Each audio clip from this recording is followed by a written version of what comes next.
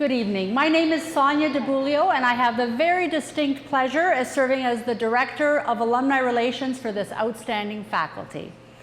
I'm actually a chemical engineering graduate from 1994. I also have a master's from 1998. And as one professor finally said to me, he goes, "This job is perfect for you because you will now get paid for talking instead of in trouble for talking." So tonight is a very special evening. Through the generosity of a very dear alumnus to our faculty and university, Fred Kahn, we have been able to establish the Fred Kahn Distinguished Lecture Series in Engineering Ethics. I actually think that Fred is we're live streaming tonight, and Fred was not able to make it. He's live streaming in from Hong Kong as we speak, which is wonderful. Fred graduated in 1964 from the University of Toronto in mechanical engineering, and then in 1967 in law, and currently resides in Hong Kong, but is joining us via live stream. Fred Kahn is the founder and senior partner of Fred Kahn and Company. Immediately after graduation, he served a brief stint as an advisor to the Canadian delegation to the United Nations in New York on the proposal to establish the post of UN High Commissioner for Human Rights. Fred was also called to the bar in Ontario in 1969 and was admitted in Hong Kong as a solicitor in 1978. Fred practiced law in Toronto from 1969 to 1984 and has been practicing law in Hong Kong since then. We now have a short video to show, so please direct your attention to the screen. My name is Fred Kahn. I graduated from the University of Toronto in 1964 with the degree of Bachelor of Applied Science in Mechanical Engineering, and in 1967 an LLB. I am now the senior partner of a commercial law firm in Hong Kong. I was the first Chinese to graduate from the LLB program. So in any event, I finished articleship. I became the fourth Chinese lawyer in Ontario. The environment there at University of Toronto was fantastic. In addition to having a good, solid academic education, you had the opportunity to meet and mingle with other people, and you make friends that would last for the rest of your life. The U of T, I think, gave me the opportunity to dream, to imagine, to create, to do something that was not there before. It is the top university in Canada. It gave me great memories of my undergraduate life in Toronto. It's an educational institution that's committed to educate people of the world. Not just Canadians, but people from all corners of the world.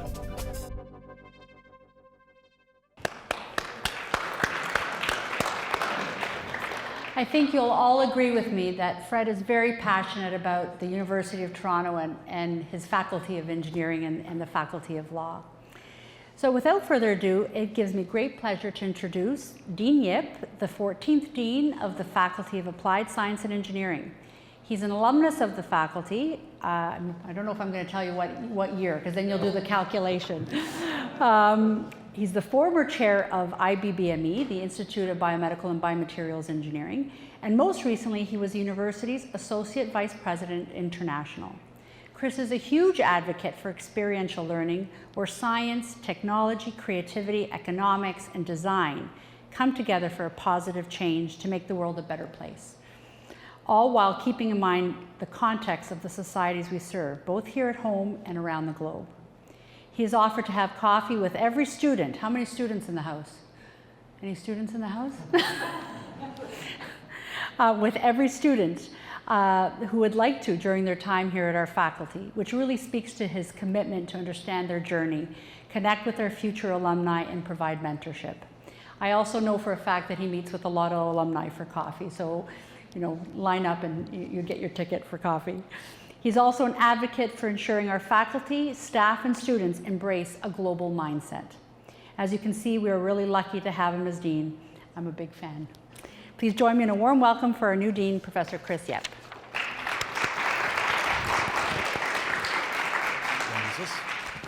I won't clip it on. Great, thanks, Sonia. Yeah, I won't say what year I graduated. And actually, you pointed out that I think Fred is watching this on a live stream, so we're actually supposed to turn on the camera and say, good morning, Fred, because it's currently, I believe, 6:40 in the morning, so I'm not actually sure if he's actually up watching this right now. But if he is, that would be why you want to have coffee with me as well. So, Sonia asked me to sort of give a few words on kind of the genesis of this lecture series, and it kind of goes back to, I think, 2018, when Fred he's chairman of the Belt and Road Committee for the Law Society of Hong Kong, and I got the story. It was sort of a couple of talks he had gone to, and he became very interested in sort of the ethical boundaries of artificial intelligence, and I think this really speaks to engineers, strong technical background, but very interested in the implications of those technologies going forward. The social aspects, the cultural implications. We're seeing this all in the leadership space and the public policy space. I was just mentioning to Ray earlier that we had a talk today from an alumnus of chemical engineering, went through her chemical engineering series, and now she's associate vice president for a bank. But she's in charge of sustainability and understanding sustainability in those contexts. And this really speaks to just sort of the breadth and the base that we provide for our engineering grads, and how it sparks interest in such diverse areas of where they can have impact. So back then, he spoke to our former dean, Christina Amon, and said, I have this idea, can we create a public forum where we can really talk about some of these topics, artificial intelligence, ethical impact, public impact, and so on. And that really sort of spawned this idea of this 5-year series now, this distinguished lecture series. And I already know what he's interested in for the next series. So we're going to start looking for a speaker, which really they have sort of social media and the idea of anonymity. And what does this mean, especially in the context of what's currently happening kind of geopolitically, as you might think, in Hong Kong. So we are very proud and honored by his generous spirit for this series. We hope that the next time we have the series, he'll be in town for that. That would be quite nice for his family. And I want to point out that tonight Fred is represented by his daughters Mary and Jane, who are here. Thank you for being here for this, and also by Fred's brother Raymond, his wife Jessie, and 2 nephews Brian and John, an illustrious Indy grad. So thank you very much for being here, and we look forward to this series, and I certainly look forward to tonight's talks. I'm going to flip it back to Sonia, but morning, Fred.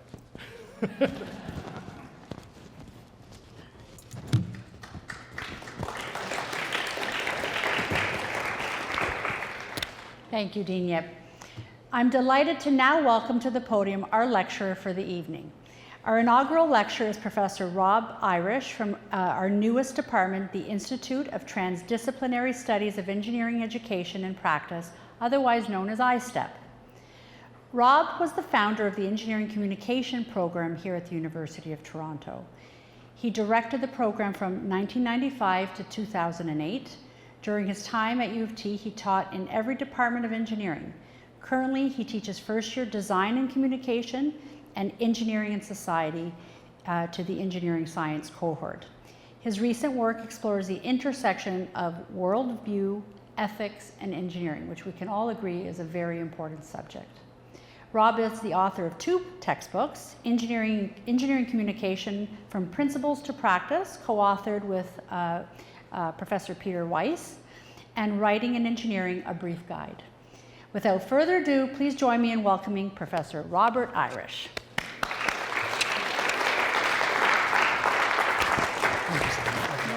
First of all, I need to give some thank yous. I want to thank Fred Kahn, good morning, and the Kahn family who is here. I want to thank Fred particularly as what we might think of as the founder of this feast. And I am grateful particularly for his interest in ethics, because ethics so often sits as this quiet piece of sort of the engineering profession. It's necessary, it's there, and yet it also has this role in shaping and determining the society we live in. And so someone who's saying, yes, let's be concerned about that and let's talk about that, thank you very much. Second, I want to thank the deans, Chris Yip, and before him, Christina Amon, who kind of worked with Fred to shape this idea. Third, I need to thank Emily Moore and the group in iLead, the Troost Institute for Leadership in Education and Engineering, for actually asking me to give this the inaugural Fred Kahn Distinguished Lecture. So thank you very much for that. Fourth, I need to thank my colleagues in the Engineering Communication program, in iSTEP more generally, and in engineering science, where I do pretty much all of my teaching because they've put up with me as I've been thinking about these things and talking about these things and bothering them as they deal with the full load of teaching and students and so on. Finally, thank you for being here, whether in person or through the wonders of technology, because I am really gratified that we have a group that has come together with an interest in thinking and talking about technology. All right, so the thank yous. Now to begin. Beyond the code, how should we teach engineers about ethical decision making? And you'll notice that's a question, not a statement. It's not how we should. It's very much a question, and it's very much still open. And perhaps a way to kind of get us into it is for me to give you this, a bit of a teaser. Let me give you a story. A alumna of this faculty was working for an environmental engineering firm. And very early on in her tenure there, she was given the task of doing some calculations around drainage and containment ponds for an area that was being developed west of the city. And this is the conversation as reported to me. And it helps if I turn on my bits. Okay, there we go. Where she says, I can't do that. And her supervisor says, what's the problem? And she says, well, we don't even know what is in that wetland habitat. I was just reading about a salamander in this area that's endangered, and this could be its habitat. Supervisor says, the area is slated for development.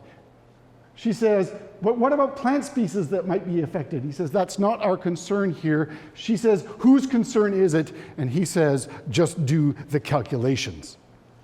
So, there's obviously a lot I'm not telling you. There's a great deal more context. And I'm not using this as a platform to argue that we should stop all development. And I'm not using this as a platform to say that employees should obey their supervisors. What happened really here, and this student, I'll call her Grace, this student, Grace, had an ethical dilemma. And the ethical dilemma was her versus her instructions. Tracy Adams from Western University here in Ontario says that 1 in 4 engineers faces some kind of an ethical challenge between themselves and their professional ethics and their employer relations. Okay, so with that as my teaser,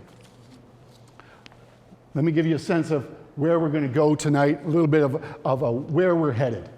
First of all, I promised we're going to talk a little bit, not too much, a little bit about the code of ethics, what it does, what it doesn't do, some common approaches to teaching ethics, what they do and what they cannot do, and then maybe looking at some ways that maybe we can think about how we can do better. But before I can do any of that, we have to talk about what do we mean when we talk about ethics anyway. We need a bit of a shared working definition. So, to that point, what is ethics? Well, when we think of ethics in the professional context, the usual definition is that it is some kind of written down, usually a set of rules that govern the behavior or practices of a particular community. Here at the university, we have a code of academic behavior. The Professional Engineers of Ontario has its code of ethics. Both are written attempts to govern and show appropriate kinds of behavior. In order to talk about ethics, though, we have to parse it out from its close relative morality. Typically, we think of ethics in this context, ethics is external, and morality gets relegated to the internal and the personal. So, the individual convictions that might guide our understanding of right and wrong. Key distinction, though, is ethics are the external, morality is the internal. And indeed, the ethics and law exam of the professional engineers in Ontario pretty much follows that kind of sense of things. Internal, yours, it's the morality. External is what is required in terms of your behavior. The problem is, as soon as we turn to the ethicists, they don't agree. Right? So Margaret Somerville is a bioethicist from Australia who is actually a member of the Canadian Royal Society. She was a professor at McGill for many years, and she did the 2006 Massey lecture series called The Ethical Imagination. And in that series, she says ethics is an ongoing dynamic process, not a checklist of do's and don'ts. All right? If we go further back, we can go back to Aristotle, who is probably the first writer on ethics in the Western Hemisphere. Aristotle says to us that ethics is about character. He says it comes from ethos, which is character. And so it's definitely got that internal sense about it. But his idea is that ethics is seeking the highest goodness, seeking the highest good, not once, but over a lifetime. It's an ongoing praxis. It's a virtuous action over time. Probably the most important interpreter of Aristotle in the 20th century was Alistair MacIntyre. And MacIntyre says that the goal of ethics is human flourishing. Again, that sense of a doing well, doing the good over time. And for MacIntyre, he says that happens when we have a telos. And that's his technical word for having a sense of a life purpose, having a sense of a big objective, something that carries us through. So, we have all these definitions. It's a dynamic thing, it's a moving forward, it's a principled life, it's great, a little slim on the how, right?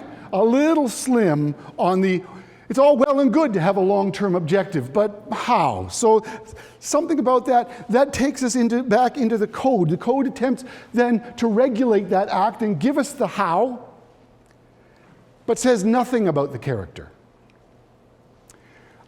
I want to contend that if we only operate in the how and not in the character, only with the extrinsic motivation, not the internal, then we don't actually lead to ethical behavior. We lead to a race to the bottom. We lead to a path of least resistance.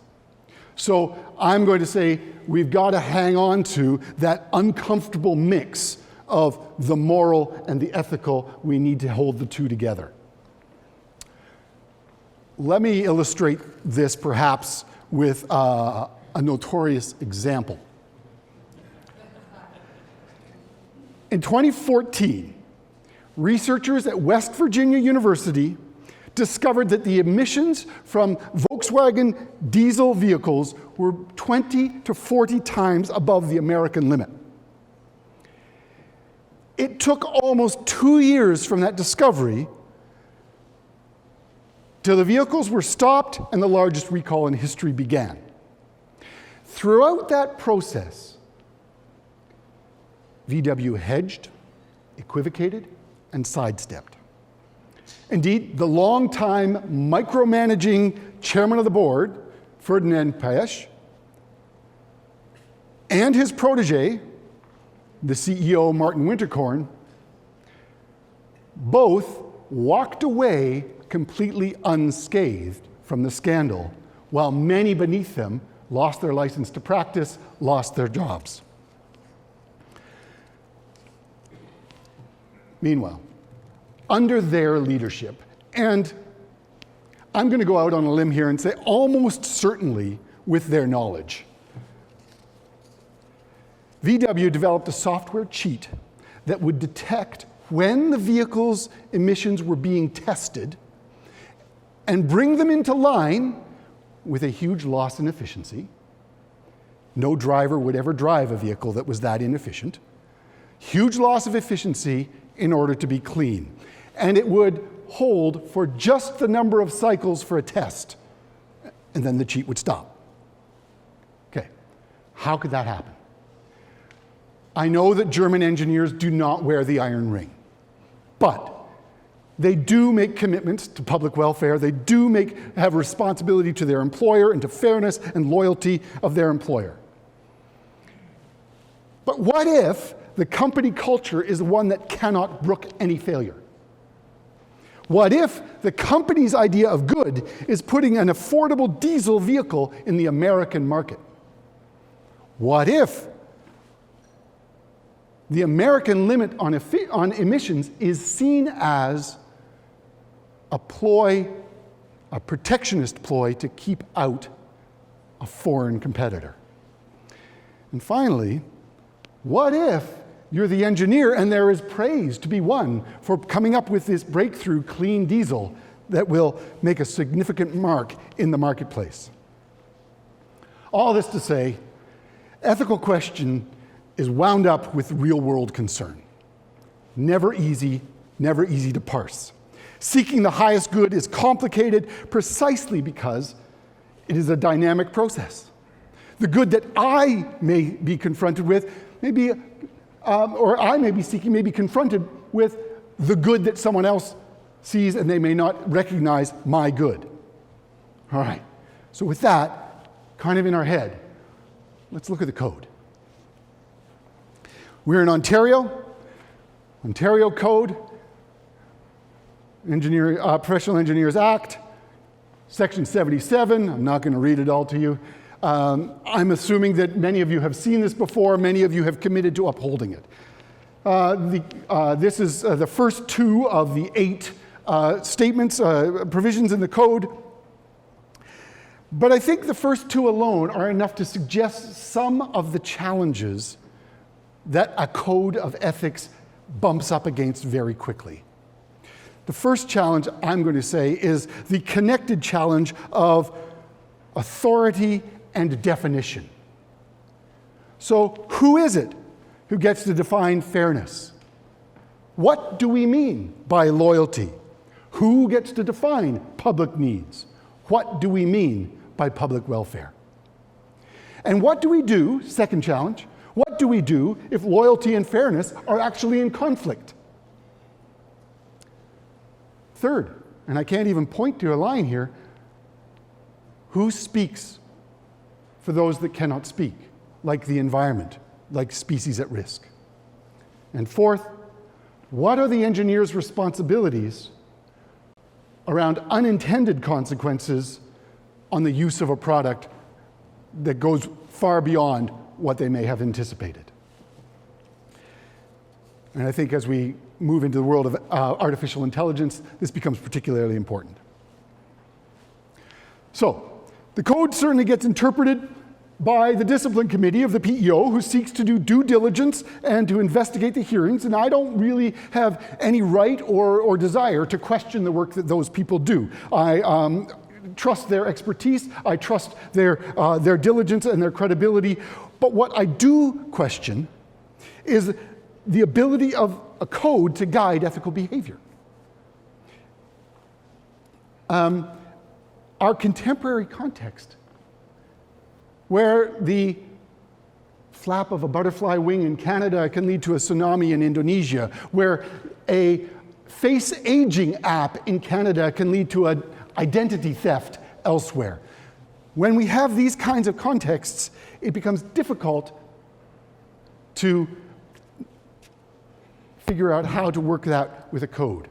As Louis Bucciarelli from MIT has argued, and he says, a code of ethics that interprets public welfare narrowly as enduring product of safety so as to avoid legal suit will no longer suffice. What needs attention is the social responsibility of the profession as a whole.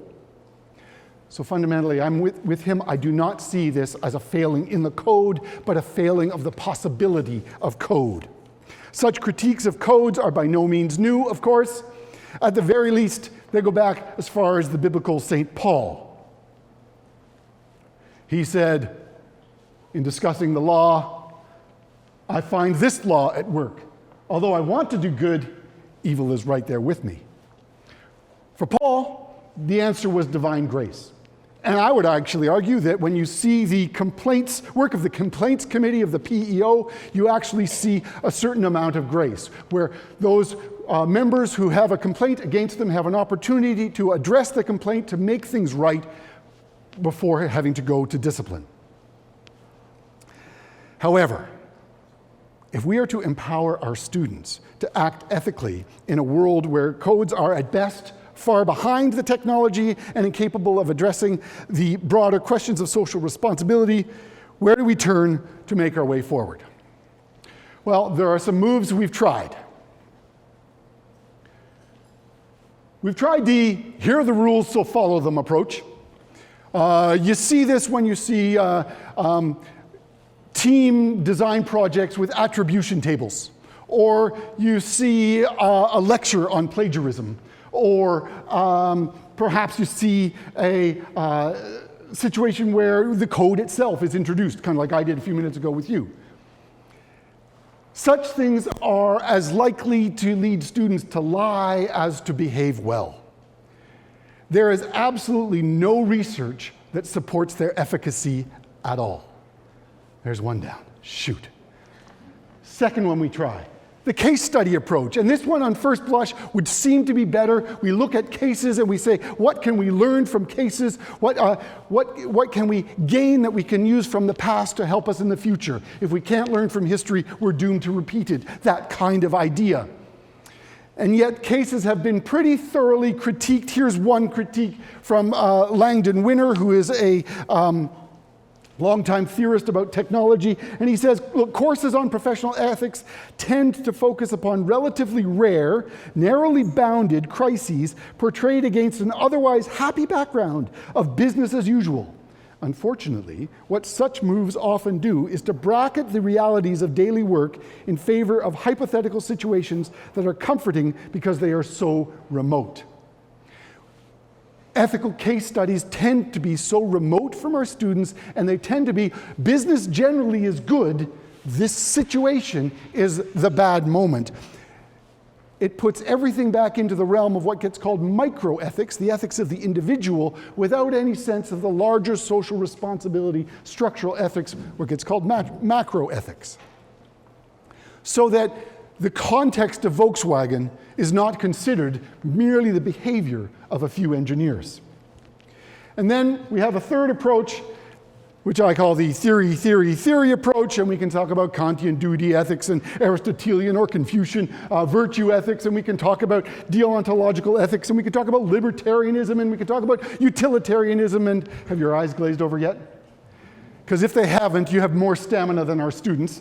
And the problem then with the theoretical approach is the theory needs to be applied, and as soon as you try to apply it, you're back into case studies, not much the wiser. So, where do we turn? I should tell you that I'm guilty of having done all three of these over the last 25 years. So, I've tried them all. And in any of these, I have not had the come to the light moment in my students' eyes where they suddenly say, this brings me there. So we maybe want to do something a little different. We want to think about how we can bring our students into a more rigorous, more meaningful practice. And so I've got two thoughts that I want to kind of share with you and work with you this evening around what we can do. The one is exploring the idea of worldview, and I think that one was promised. And the other one is the idea of developing components of moral action. And the two are related. So, but to the first one, to worldview. We cannot reasonably articulate our purpose, our ethics, outside of our sense of how the world works. So Aristotle, yes, I'm going back to the old guy again, calls this our hexis. And he says the good life comprises a hexis, and the hexis is a stable and consistent way of being, way of interacting in the world. So our worldview comes together with that. More recently, the concept has become important in terms of what sometimes gets called positionality, whereby one brings to the surface and acknowledges one's prejudices, one's biases, one's privileges, one's means of operation in the world. Such position taking is particularly important as we work with vulnerable populations or sensitive populations. But more broadly, worldview encompasses all the facets of who I am. It's an idea of how the world works, how it presents itself to us, how we interact with it. So there's a Belgian philosopher, Leo Apostel, who is one of the sort of pioneers in this field, and he says it allows us to establish a set of foundational questions. So the first question that it allows us to establish is the question of what is this world like? What is the present? And generally we do that through explanation and a kind of story of the way things are. This is how it is. And then we have a whole set of questions that we demand of the universe, the existential questions that we want to ask and we want to have that will frame our existence. And from that, we begin to imagine some kind of symbolic representation of what the future is, what the future holds. And then finally, we have a how that we approach this with. We develop a method, a praxis for how to be in this way. All right, so there's a kind of theoretical construct. Let me give you an example. I want you to imagine a beggar on the streets of Toronto. And that beggar puts a hat or a cup out in front of them. And in doing so, they are imagining a kind of a future. It's a pretty close to them future. They're imagining that cup is going to get a little bit put into it. And perhaps they also have a story which is on a cardboard sign with them. And it says, homeless and hungry. And that story explains something of where they are in the present. So they have a future that's imagined, and they have a present that's represented. And then we might ask that beggar some questions. And we might, how does the world work? And they might say that the world is completely unfair. And they might say that the world is full of suckers. We don't really know. Or they might say that they have nowhere else to turn, and what else could I do? So questions that could be asked, and those questions are the things that drive that behavior, that lead them, that nowhere else to turn leads them into a particular behavior. Notice, we can't actually know the intentions of that beggar on the street until we perhaps dig into their questions and the motivations. We don't know that. Of course, a complete worldview is not an isolated incident of someone begging on the street or what that behavior is. It's a composite of all that we are. It's that structure by which we understand the world and by which we make the world make sense. For the past decade, I have taught a course called Language and Power. In that course, I have my students write a worldview paper in which they analyze some aspects of their worldview and how it predisposes them to act in the world, where they see it having come from, perhaps in their family, perhaps in their experience. And over the years, a number of students have said to me that paper represents the most important document they've ever written. And in fact, I was in an exchange recently with an alumnus of that course who had gone on to write publications and has a master's degree, and unprompted, prompted in the context of I was doing this lecture, but otherwise unprompted by me to seek input, said that document is still the most important thing they've ever written.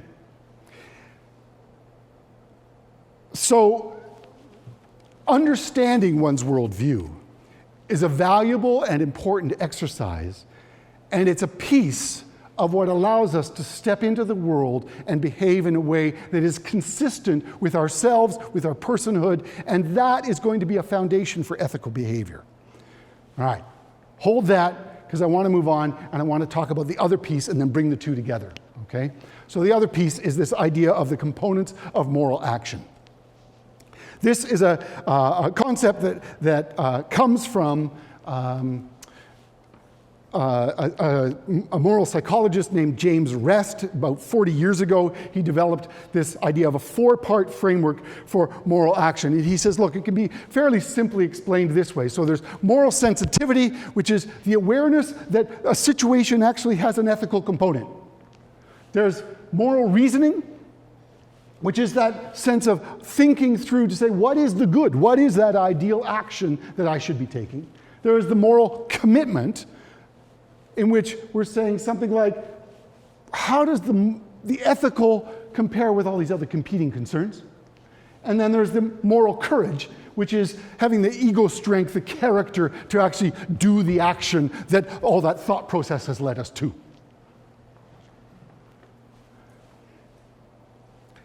So with that, let's go back for a moment to our example from Volkswagen. What we know for sure is that in Volkswagen, no one had the moral courage.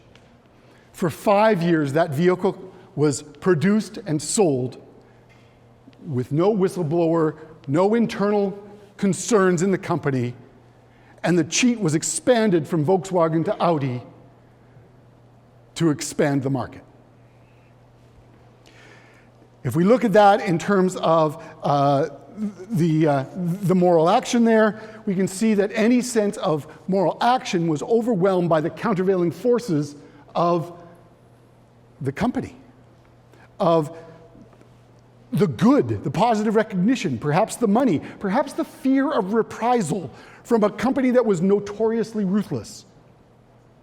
Perhaps even fear of reprisal from the government, because VW and the German government are very closely allied. We can't really know whether the engineers inside the company did any moral reasoning, but what we can know is that it did not lead to action. All right, there's a case. Let's look at another case, still before us. The Boeing 737 Max debacle.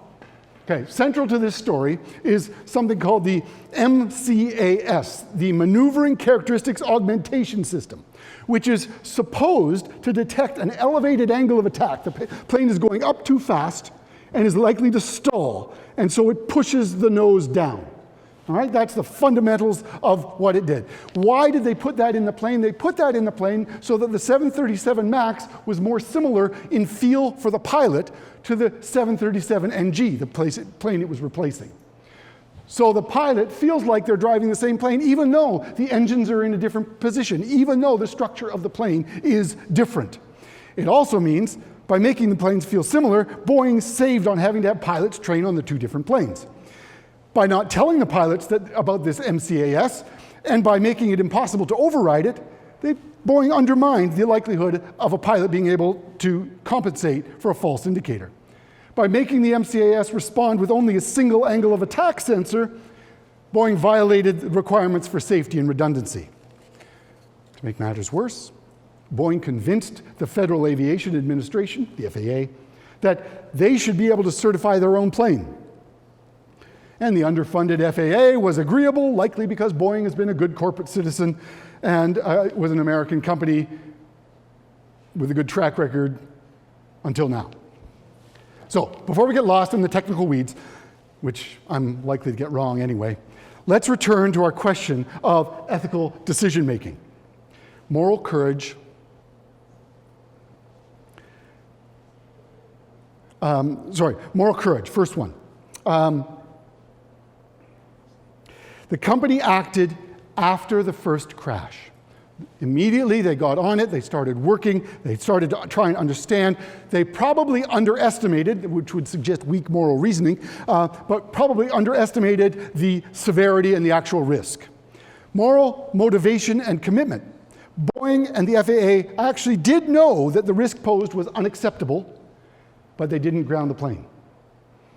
They didn't ground the plane until 3 days after the second crash, in March 2019, even though they did know the risk was unacceptable 3 months ahead of that. Competing concerns, public trust, 5,000 of these planes on order, maintaining the workforce, keeping up with the Airbus competition, overrode the ethical action.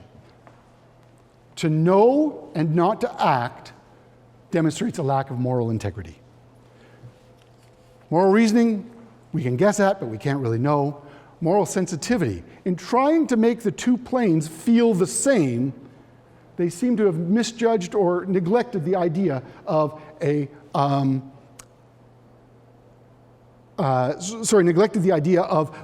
that there was an ethical element that they needed to consider. All right, so now I've just used this framework and I've shown that this framework can analyze case studies.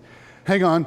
Number 2 back there was that case studies don't work, right? So I've just shown that this is a good way to do something that doesn't work in helping to create ethical behavior. All right, great. So how do we actually move forward? Our goal is not just to evaluate. Our goal is to enable students to have that kind of a hexis, that kind of a stable way of being in the world. So I want to actually use a couple of examples from courses that I teach. And so I think we are actually partway there in engineering science. And I'm quite excited about this, and I will own exactly where this goes. I am not saying that we're not there in the core 8 engineering programs here at U of T. I don't know, because I don't teach in them. I teach in engineering science, so I'm speaking into what I do know about. But I think we're doing something that actually encourages moral sensitivity. So we created this new assignment this year, and it's called the position statement.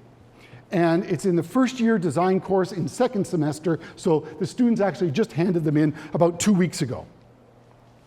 And the assignment fundamentally asks the students to explain, to explain who they are, what their beliefs are about engineering and design, what values they bring to the project in the process of engineering design, and how their experiences inform that. And I confess that when we started this assignment, I was the laggard on the team. I was the one that was doubting it. I was the one who had trouble seeing its merits. Our team, I would say fundamentally spearheaded by our teamwork professor, Patricia Sheridan, who's in the room here, and our senior TA, Nushin Walji. They were committed to this idea, and they drove the idea forward, and with the idea that we would then research and study the impact on student awareness, self-awareness, and leadership. So the team is actually going to be presenting on this at a conference later in the year, so it is actually a subject of interest and of our research. But for now, let me draw attention to 2 students.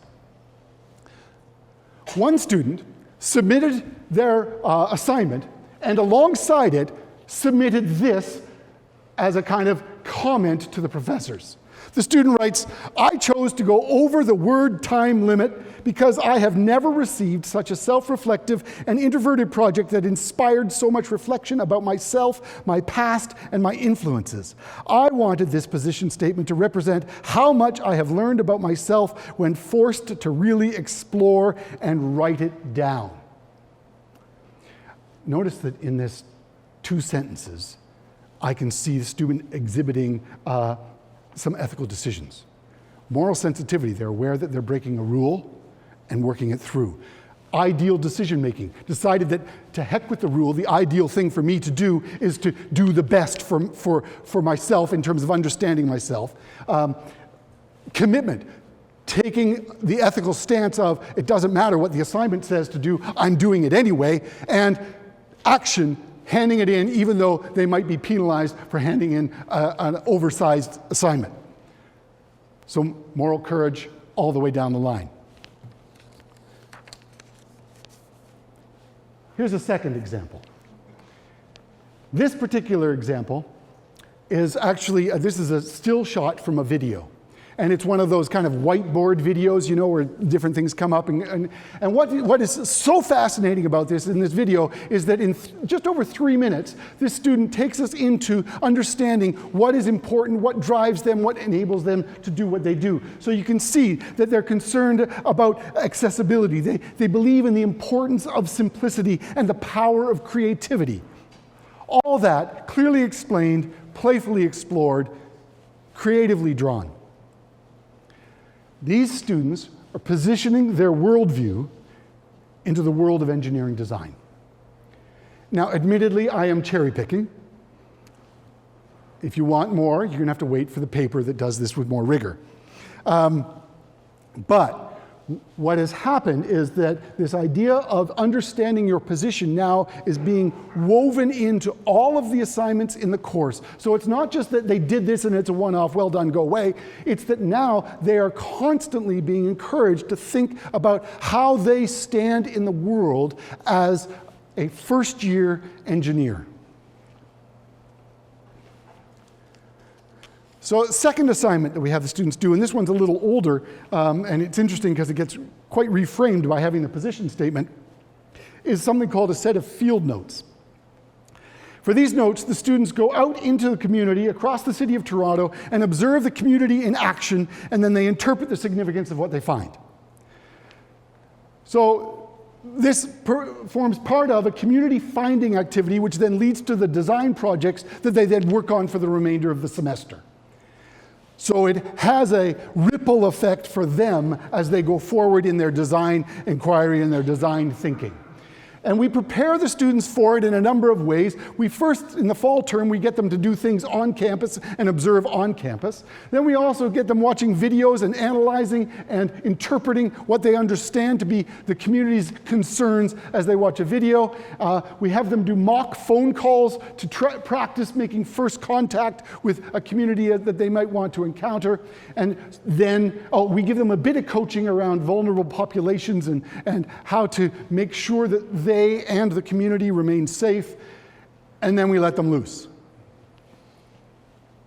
Some go to businesses, some go to community groups and clubs, some go to informal gatherings of people, some go to places and spaces. What we are profoundly interested in is their ability to observe without judgment, whether visually, through conversation, or by participating in the activity. So this combination of assignments seems to me to be having the impact of helping the students to develop their moral sensitivity and perhaps their moral commitments. In terms of moral reasoning, we introduce the second-year students to a structure for ethical reasoning called reflexive principlism,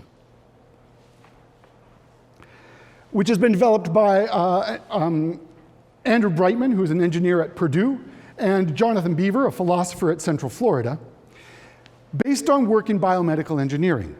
As such, it seems a framework that is actually quite useful for a starting point for reasoning in engineering. The idea of reflexive principlism is that ethical questions can be investigated along four principles. First one being autonomy, that the respect for the rights of the individual. Second one being beneficence, it needs to do some good. Third one being justice, that we distribute the risks and the benefits widely. And the fourth one being non-maleficence, that's the word that everybody trips over, but the sense that we want to avoid doing harm, right? So don't be maleficent, don't be bad.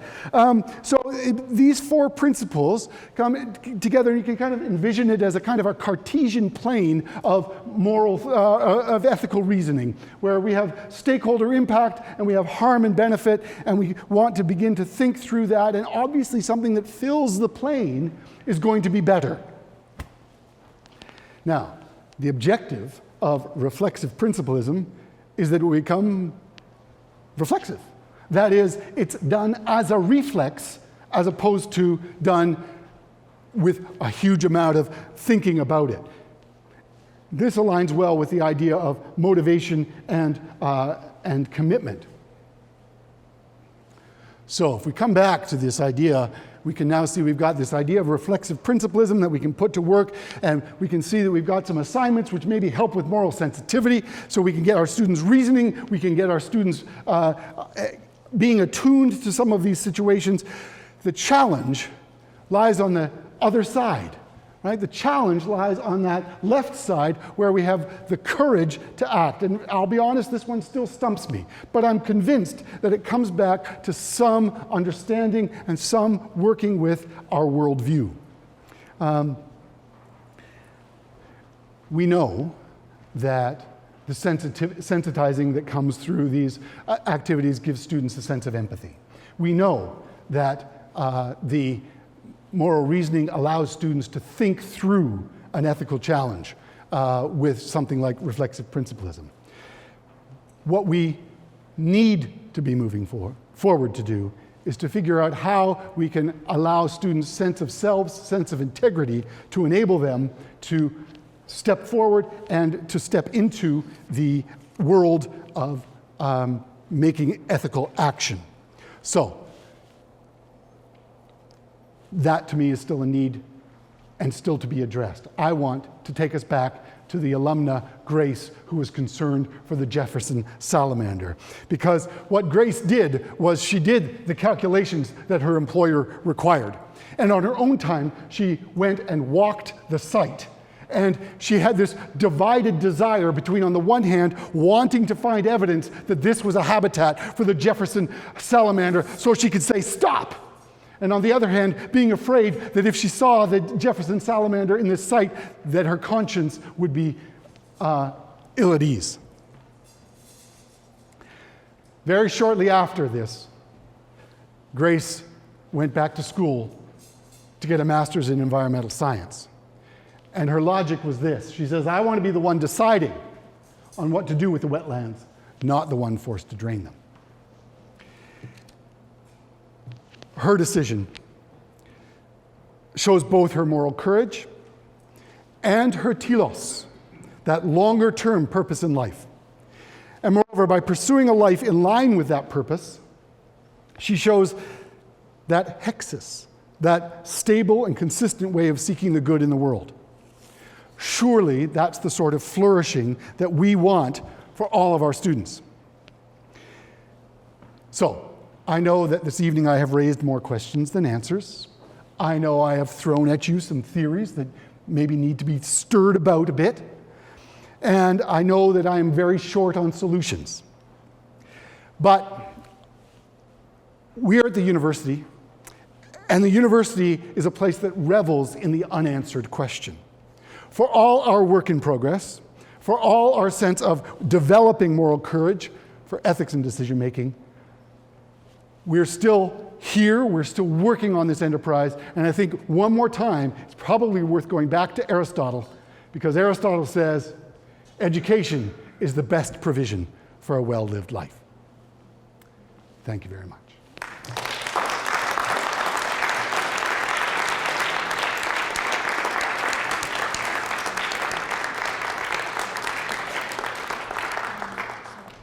That's great. So we do have some questions online, but I think it's fair to start. I should introduce myself. My name's Professor Greg Evans. I'm the director of ISTEP, and I'm really, really happy for the wonderful talk that Rob has given us, and the even more enlightening answers he's going to give to all your wonderful questions.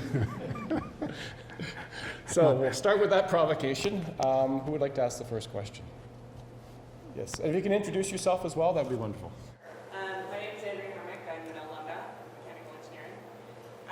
When you were talking, I was just thinking of the SNC-Lavalin case and Justin Trudeau's comments about making sure that jobs were maintained. And I was just wondering if you can comment on that and what we should be doing as engineers to address that.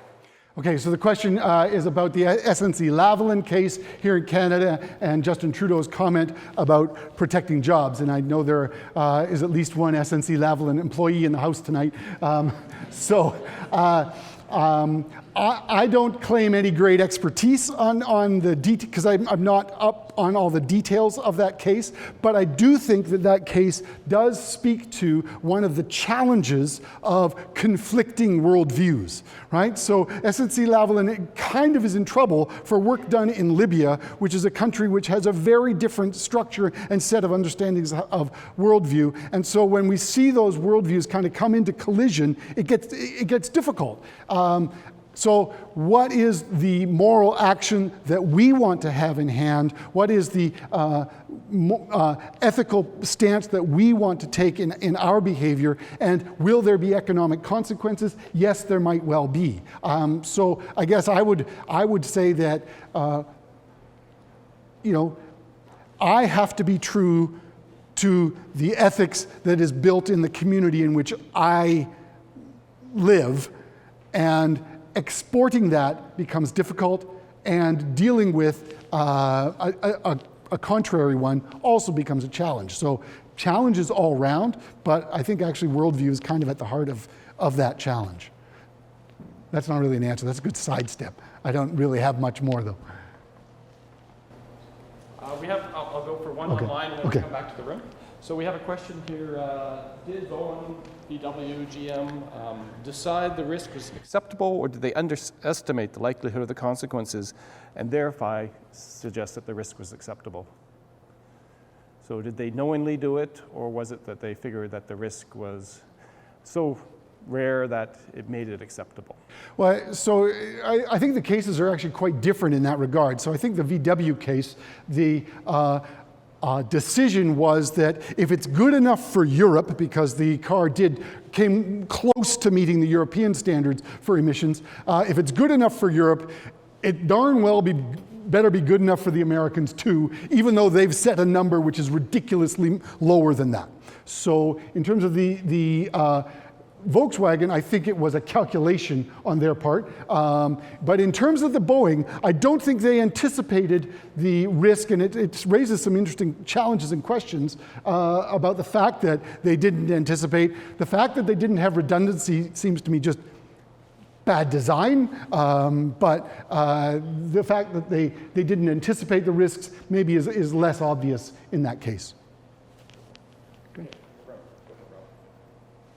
Yeah. So there's an obvious. Sorry, can you introduce yourself? Oh, sorry. I'm Roger Smybert, Engineering Science 76.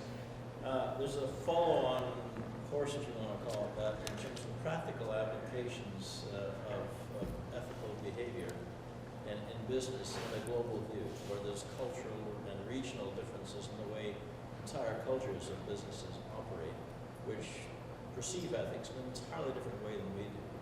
Is that an extension of what you're doing? Well, okay, so I'm gonna back away a little bit from the idea of we do, because one of the challenges we have right here in the room, we don't even have to go further, is that you're going to have a range of worldviews in the room, and those are going to have different ethical outcomes. And so when we try and do the we, that goes back to that question I asked of the code: who makes those decisions, and how are those decisions governed? So absolutely, the challenge in global business is to reach a point of having an agreement about how we operate and who even counts as we. So I think, yeah, there are some huge challenges around that. And there are challenges that as a world, as we are a global economy and a global world, there are challenges that we have to address.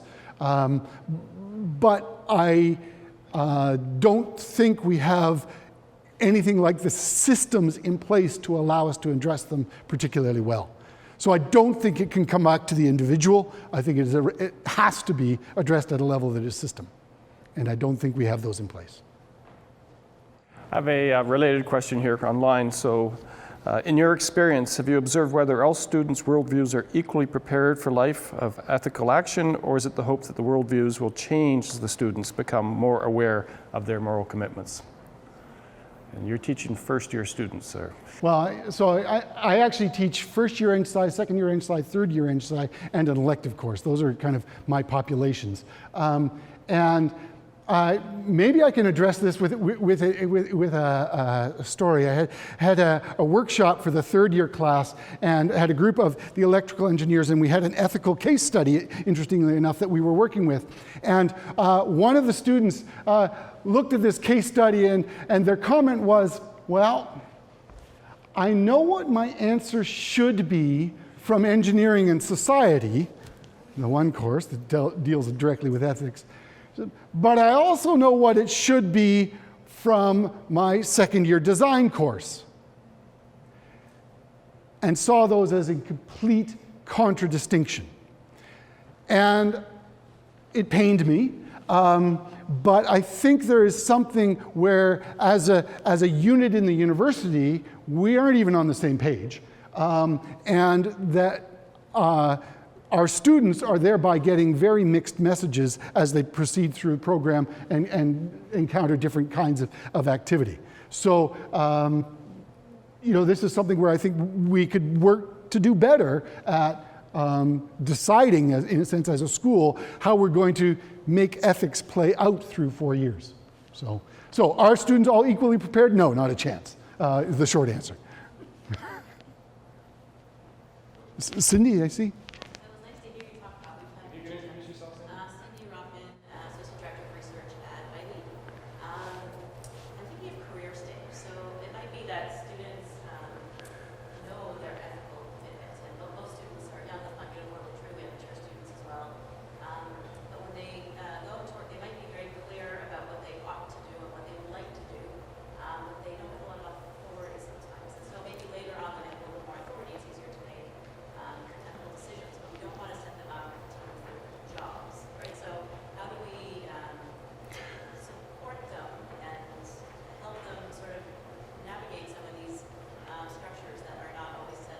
Sure.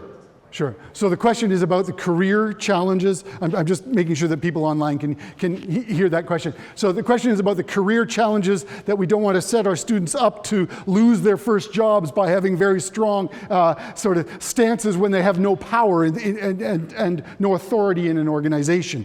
I think that's a fair concern. And yet I think that the danger is that if students go into graduates go into a situation where they're saying, well, I'm willing to make the ethical compromise this year, and I'm willing to make the ethical compromise next year because eventually I'll be the person who gets to be ethical, then what happens is a death of 1,000 cuts. And by the time they're in a position where they might be ethical, they've lost track of what ethics are.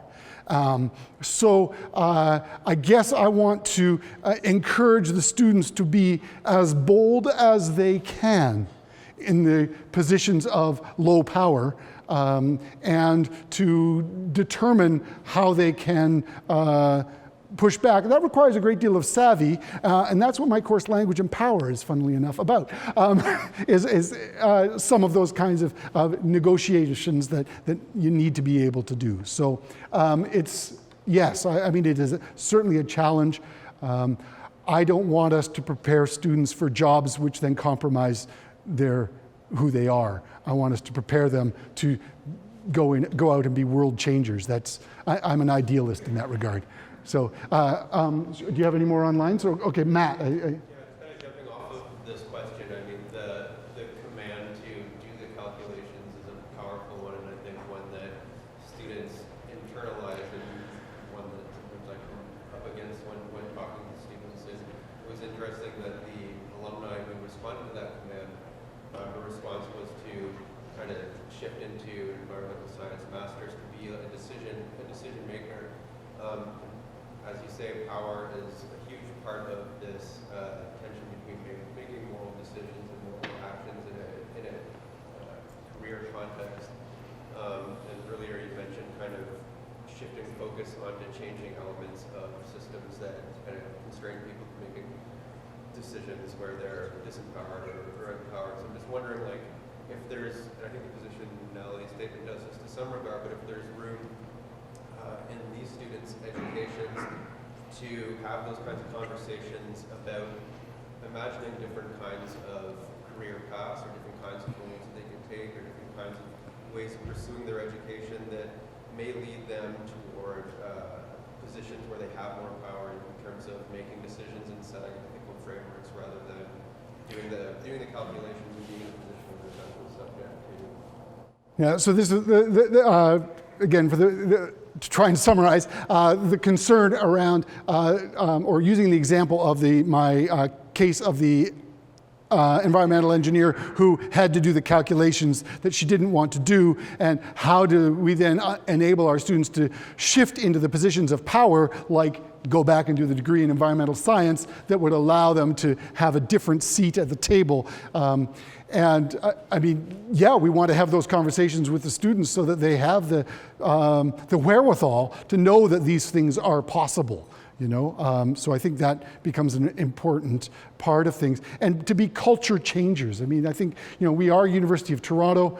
We tout ourselves as being the top engineering school in the country. So if any school can be have the passion to create world changers and culture changers in corporations, it ought to be us. We ought to have the courage to begin to do that, would be my comment.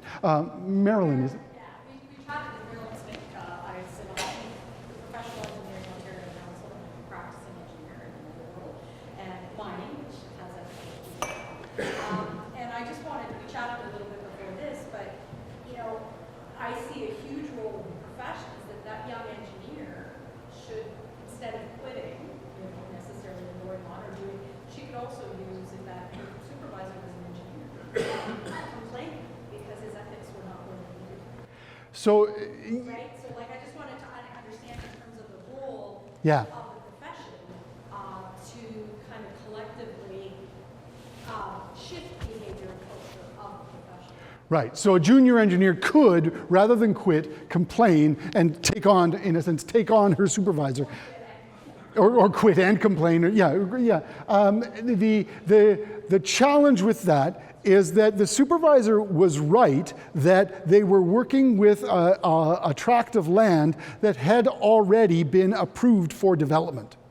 So what she was doing was, in a sense, she had an ethical standard on development which was higher than the approval bodies in Ontario in terms of approving the development around wetlands or whatever. So I mean, I think the PEO would say he didn't do anything amiss, except maybe smack down his junior colleague, but didn't really do anything amiss.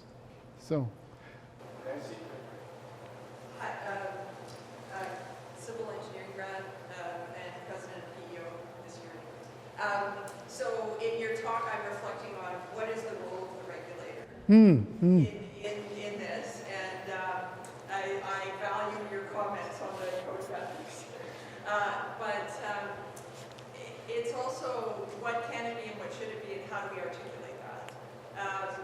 And I really appreciate what I would say what you're doing is giving the students the vocabulary to have these discussions.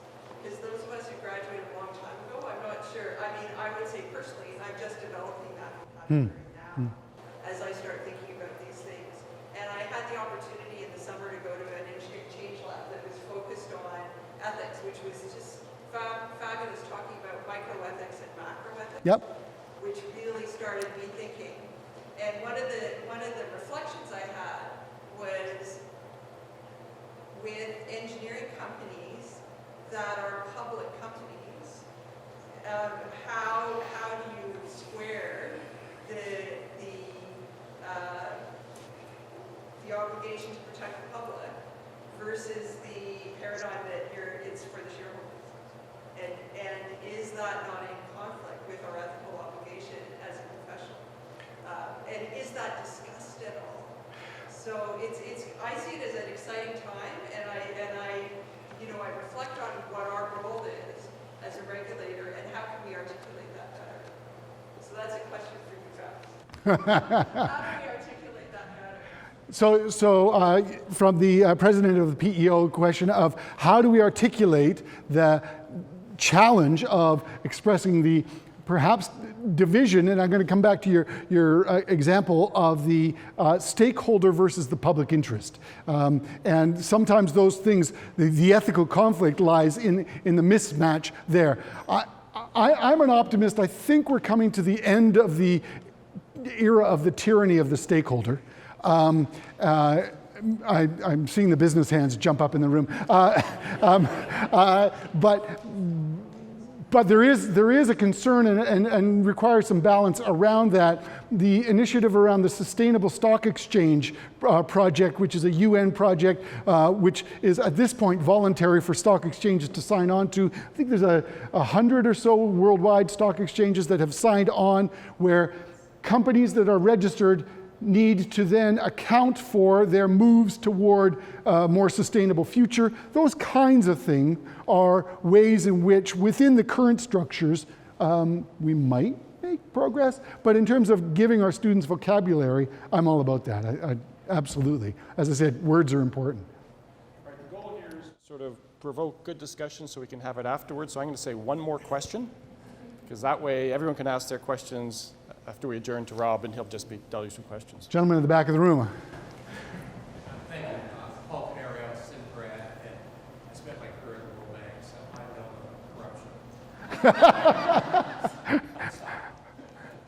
Do you tell your students that they're not alone as engineers? Like, there's a legal department who worry about people going to jail and the company being sued. There are accountants who worry about how actually do we book the purchase of the yacht? And there are other things that we deal with that. There are corporate communications people who say, I don't want this on the front page of the Financial Times tomorrow. And I would have thought that your framework was fabulous. But if you added the framework of other professionals who are licensed, maybe not the corporate communications people, but everybody else, that would enrich or give the young engineer more toolkit. I don't like that address these issues of I would change your metaphor to a community of practice. Right. So. we can argue about that. But the quick answer to your question, your direct question was, do we talk about the fact that our students are not alone? I'm going to say, for me, no. So good call to draw that to our attention and to then think about how those conversations can be equipping for the alumni who step out into the world. So yeah, absolutely. Okay. Okay, so that wraps up our question and answer. It falls to me to thank Rob on everyone's behalf for a very stimulating and provocative talk. So well done on that, giving us a lot to think about. Certainly I'm going to walk away with a lot. So please join me in thanking Rob. Thank you.